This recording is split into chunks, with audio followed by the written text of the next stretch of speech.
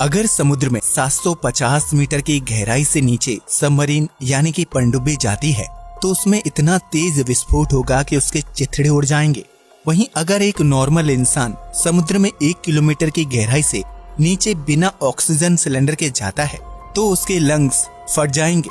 वहीं अभी तक समुद्र की सबसे गहरी ज्ञात जगह चैलेंजर डीप है, जो लगभग 11 किलोमीटर की गहराई में है, जहां अब तक 8 लोग जा चुके हैं और जिंदा वापस आ चुके हैं। जबकि इतनी गहराई में किसी इंसान या मशीन का जाना जानलेवा साबित हो सकता है। अंतरिक्ष से देखने पर हमारी पृथ्वी नीले रंग की दिखाई देती है, जिसके पीछे समुद्र बहुत बड़ी वजह है। धरती के लगभग 71% हिस्से में समुद्र फैला हुआ है, जिसमें मौजूद पानी की वजह से पृथ्वी को नीला ग्रह कहा जाता है। लेकिन क्या आपने कभी सोचा है कि समुद्र के नीचे कौन सी चीज है? यहाँ हम समुद्र के अंदर नहीं बल्कि समुद्र के नीचे मौजूद चीज का पता लगाने की बात कर रहे हैं। समुद्र के नीचे क्या है?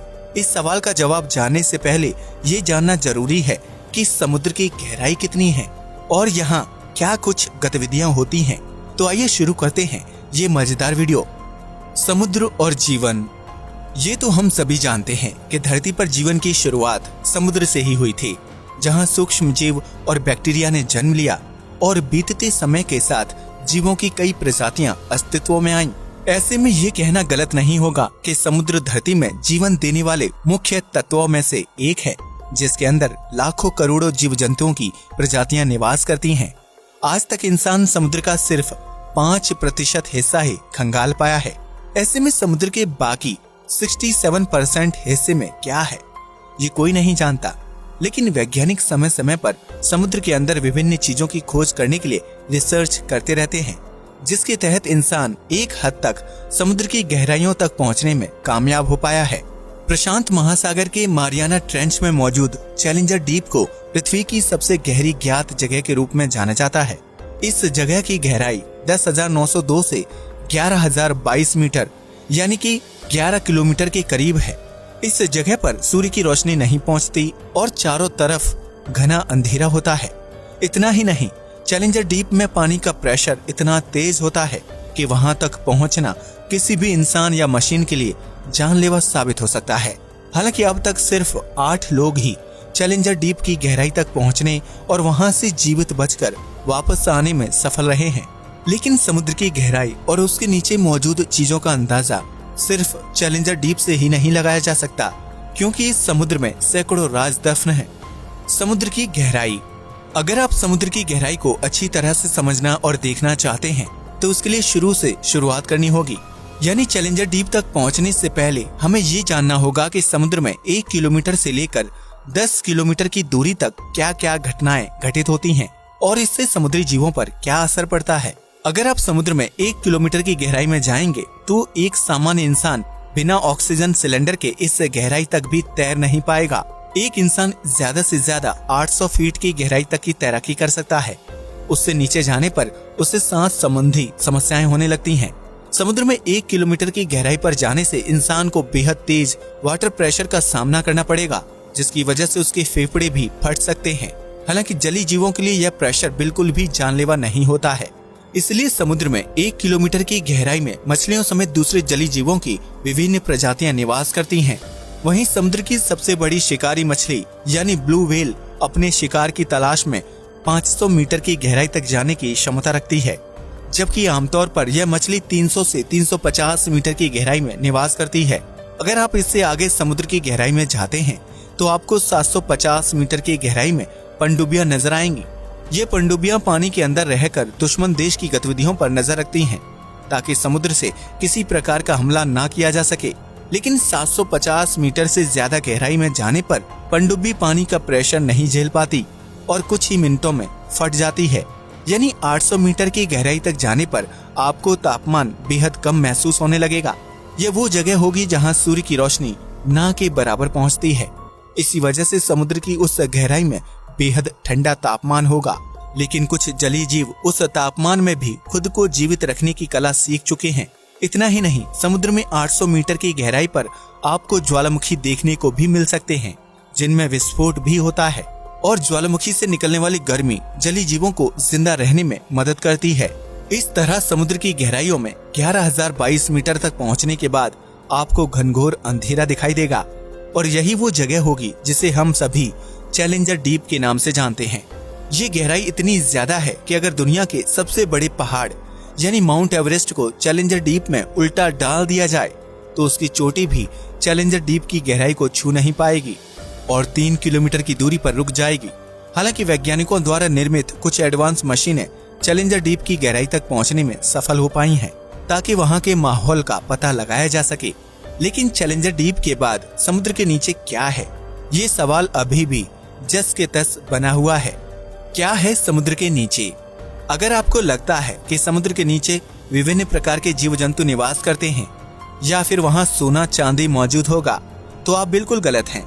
समुद्र के नीचे क्या है ये जानने से पहले पृथ्वी की संरचना को समझना बेहद जरूरी है, क्योंकि पृथ्वी की संरचना ही ये तय करेगी कि समुद्र के निचले हिस्से में क्या कुछ मौजूद है। पृथ्वी की सबसे ऊपरी लेयर को क्रस्ट कहा जाता है, जहां आप, हम, नदियां, पहाड़, समुद्र और अनेकों जीव जंतु निवास करते हैं। क्रस्ट की ये लेयर 5 से 10 किलोमीटर की मोटाई वाली है। इसके बाद मेंटल की लेयर शुरू हो जाती है। क्रस्ट की लेयर में 1 किलोमीटर की गहराई तक ड्रिल करके तेल और प्राकृतिक संसाधन निकाले जा सकते हैं। हालांकि लगातार होती खुदाई की वजह से आधुनिक समय में प्राकृतिक संसाधन और तेल 1 किलोमीटर के बजाय 2 किलोमीटर की गहराई में प्राप्त होते हैं। इसी तरह समुद्र की गहराई में रहने वाले जीव जब मर जाते हैं तो उनकी बॉडी सालों साल तक पानी में डिकम्पोज होती है और आखिर में कच्चे तेल में तब्दील हो जाती है। लेकिन इसका मतलब ये नहीं है कि समुद्र के नीचे कच्चा तेल मौजूद है, क्योंकि डिकम्पोज की प्रक्रिया सालों साल चलती है। ऐसे में इतनी ज्यादा मात्रा में तेल का निर्माण तो संभव नहीं है। फिर समुद्र के नीचे क्या है? असल में समुद्र के नीचे भी पानी ही पानी मौजूद है, लेकिन ये पानी समुद्र से नहीं आता है।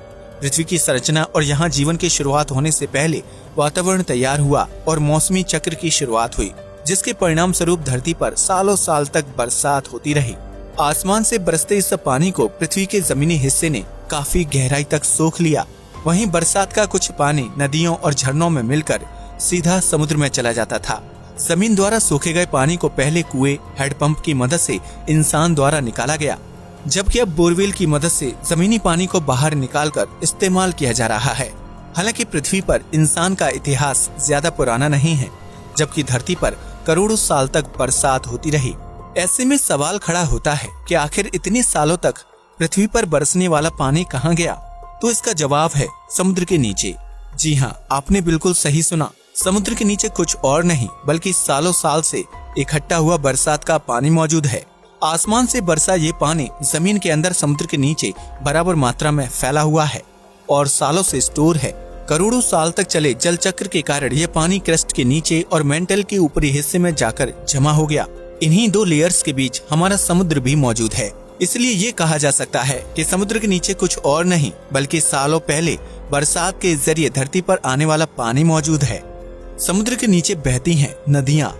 यह सुनने में थोड़ा अजीब और अविश्वसनीय लगता है कि समुद्र के नीचे भी पानी ही पानी मौजूद है, लेकिन इस थ्योरी को कई वैज्ञानिकों ने रिसर्च द्वारा सही साबित किया है।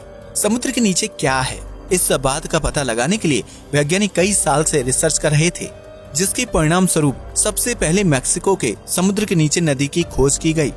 वैज्ञानिकों ने इस नदी का नाम सिनोटे एंजेलिटा रखा, जो कहीं कहीं पर 115 फीट समुद्र के नीचे बहती है और उसका पानी ताजा नहीं बल्कि खारा है। इसी तरह ब्लैक सी के नीचे भी दुनिया की छठी सबसे बड़ी नदी मिली थी, जो 100 फीट नीचे समुद्र में बहती है। इस नदी की रफ्तार 6 किलोमीटर पर आवर है, जो हर बहाव के साथ 22,000 क्यूबिक मीटर पानी लेकर चलती है।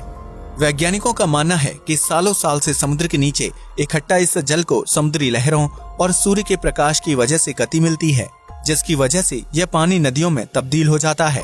हालांकि वैज्ञानिकों का मानना है कि समुद्र के नीचे पानी सिर्फ एक जगह जमा या नदियों के रूप में ही नहीं है, बल्कि यह झरनों के रूप में भी हो सकता है। समुद्र के नीचे कैसे बहती हैं नदियां? वैज्ञानिकों ने जब इस बात का पता लगाया कि समुद्र के नीचे नदियां बहती हैं, तो उनके बहाव के पीछे की वजह जानने के लिए लोग उत्साहित होने लगे। ऐसे में रिसर्च से पता चला कि समुद्र के नीचे नदी का निर्माण होने के लिए समुद्री पानी की डेंसिटी यानी कि घनत्व, धरती का घूमना और तापमान जिम्मेदार होता है।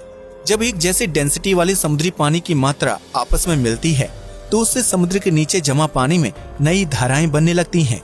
ये छोटी छोटी धाराएं एक साथ मिलकर बड़ी धारा का निर्माण करती हैं, जिसके परिणाम स्वरूप समुद्र के नीचे नदियां बहने लगती हैं। इसके अलावा समुद्र में सूर्य की रोशनी अलग अलग जगहों पर अलग अलग प्रकार से पड़ती है। ऐसे में समुद्र में किसी हिस्से का पानी बेहद ठंडा होता है तो किसी जगह पानी बेहद गर्म होता है। समुद्री पानी के तापमान में इस तरह की विभिन्नता की वजह से समुद्र के नीचे जमा पानी में धाराएं या हलचल पैदा होती है, जिसके बाद समुद्र के नीचे नदी का निर्माण हो जाता है। हालांकि इन दो कारणों के विपरीत समुद्र के नीचे नदियों का निर्माण होने के लिए धरती के घूमने की प्रक्रिया को सबसे ज्यादा जिम्मेदार माना जाता है। पृथ्वी लगातार अपनी धुरी पर घूमती रहती है, जिसकी वजह से जमीन के अंदर जमा पानी में कंपन और हलचल होती है। यही हलचल छोटी छोटी धाराओं को जन्म देती है, जिससे एक बड़ी धारा का निर्माण होता है और परिणाम स्वरूप समुद्र के नीचे नदियां बहने लगती हैं। समुद्र के नीचे धरती के घूमने की वजह से निर्मित होने वाली सबसे बड़ी नदी को गल्फ धारा के नाम से जाना जाता है। यह नदी इतनी बड़ी है कि अगर दुनिया के सभी नदियों का पानी एक साथ मिला दिया जाए तब भी गल्फ की धारा का आकार बड़ा ही होगा। इस धारा में बहने वाले पानी को अंतरिक्ष में घूम रही सैटेलाइट से भी आसानी से देखा जा सकता है, क्योंकि इसका नीला रंग जल्दी से ध्यान खींचता है। इसलिए यह कहना गलत नहीं होगा कि मौसमी चक्र की वजह से धरती पर सालों साल तक वर्षा हुई और उसका पानी धरती के अंदरूनी हिस्सों में जाकर इकट्ठा हो गया। वर्तमान में यही पानी समुद्र के नीचे नदियों और झीलों के रूप में बह रहा है। अब तो आप समझ ही गए होंगे कि समुद्र के नीचे क्या है और वह समुद्र के निचले हिस्से तक कैसे पहुंचा। यकीनन पृथ्वी के निर्माण से लेकर उसकी संरचना और वास्तविक स्थिति सब कुछ बहुत ही रहस्यमयी है, जिन्हें सुलझाने का प्रयास इंसान सालों से कर रहा है।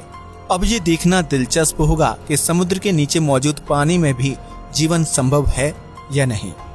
इस बारे में आपकी क्या राय है? कमेंट सेक्शन में जरूर बताइएगा। नमस्कार दोस्तों।